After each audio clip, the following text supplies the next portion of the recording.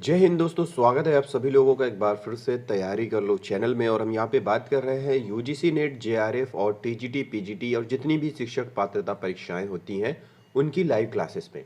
तो दोस्तों, अगर आपने पिछली वीडियोस नहीं देखी हैं तो आप चैनल के प्लेलिस्ट में जाएं। वहाँ पे यूजीसी नेट, जेआरएफ और टीजीटी, पीजीटी जून 2022 के नाम से एक प्लेलिस्ट है जिसमें हमने 2.2 यूनिट तक कंप्लीट कर लिया है। ये 2.3 यूनिट है जिसका नाम है भक्ति काल, और उसमें हम देख रहे हैं प्रकरण 5। प्रकरण 5 का हमने कुछ देख लिया था, उसी के आगे हम यहाँ पर ले आए हैं नंददास। इससे पहले हमने सूरदास जी के बारे में देखा था। नंददास अष्टछाप में सूरदास जी के पीछे इन्हीं का नाम लेना पड़ता है। मतलब अष्टछाप में सूरदास जी का नाम जाना जाता है, माना जाता है और वो सर्वोपरि है।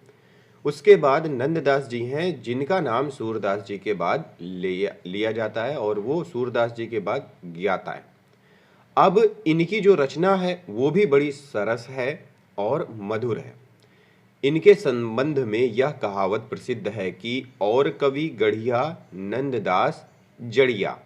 ये कभी कभी ये पंक्ति भी पूछ लेता है कि और कवि गढ़िया नंददास जड़िया ये किसके बारे में कहा गया है। तो याद रखिएगा, नंददास जी के बारे में। इनकी सबसे प्रसिद्ध पुस्तक है रास पंचाध्यायी, जो रोला छंदों में लिखी गई है। इनकी पुस्तक कौन सी है? रास पंचाध्यायी, जो कि रोला छंदों में लिखी गई है। इनमें जैसा कि नाम से ही प्रकट है, कृष्ण की रासलीला का अनुप्रासाद युक्त साहित्यिक भाषा में विस्तार के साथ वर्णन किया है।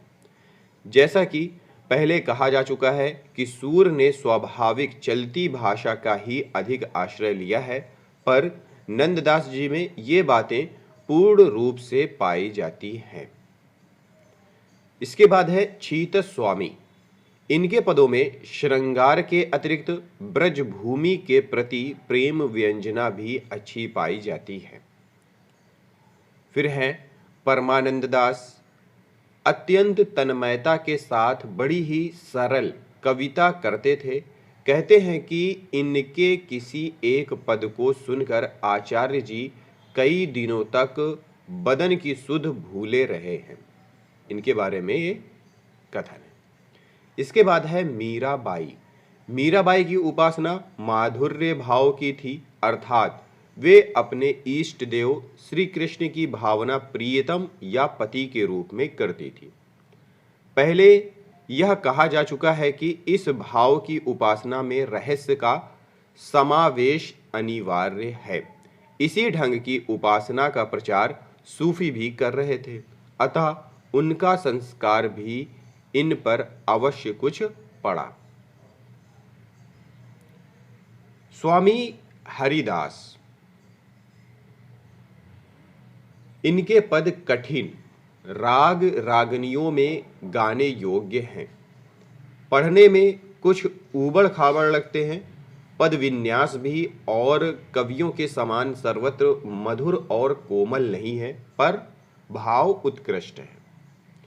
फिर आते हैं रसखान। प्रेम के ऐसे सुंदर उद्गार इनके सवैये में निकले कि जनसाधारण प्रेम या श्रृंगार संबंधी कवित सवैयों को ही रसखान कहने लगे। जैसे कोई रसखान सुनाओ। इनकी भाषा बहुत चलती, सरस और शब्दाडंबर मुक्त होती थी। कुछ ब्रज भाषा का जो चलतापन और सफाई इनकी और घनानंद की रचनाओं में है, वह अन्यत्र दुर्लभ है। मतलब इनकी जो भाषा है वो चलती भाषा थी, सरस थी, और इनकी भाषा और घनानंद की भाषा थोड़ी सी सही थी क्योंकि इन्होंने ब्रज भाषा का चलतापन यूज किया था। इनकी कृति परिमाण में तो बहुत अधिक नहीं है, पर जो है वह प्रेमियों के मर्म को स्पर्श करने वाली है और कृष्ण भक्तों के समान इन्होंने गीत काव्य का आश्रय न लेकर कवित्व सवैयों में अपने सच्चे प्रेम की व्यंजना की है। अनुप्रास की सुंदर छटा होते हुए भी भाषा की चुस्ती और सफाई कहीं नहीं जाने पाई है। बीच बीच में भावों की बड़ी सुंदर व्यंजना है। लीला पक्ष को लेकर इन्होंने बड़ी रंजनकारिणी रचनाएं की हैं। कृष्ण भक्त कवि हमारे साहित्य में प्रेम माधुर्य का जो सुधा स्रोत बहा गए हैं, उनके प्रभाव से हमारे काव्य क्षेत्र में सरसता और फुर्बुलता बराबर बनी रहेगी।